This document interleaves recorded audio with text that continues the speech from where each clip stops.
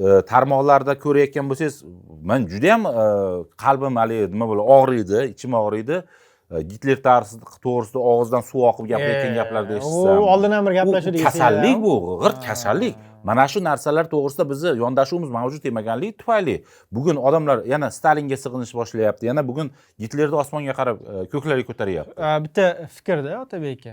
Balkim biz Gitlerni ham o'sha Yovuz Kato yoki Voldemortga o'xshab kamroq gapirishimiz kerak degan bir umumiy dunyoviy konsensus sabablidir. Ya'ni biz uni vahshiyliklari haqida, ya'ni uni aytsak targ'ibot bo'lib qoladi deb imkon qadar unutishga harakat qilayotgan paytimiz ularda simpatiya paydo bo'lib qolayotgan yoshlarda.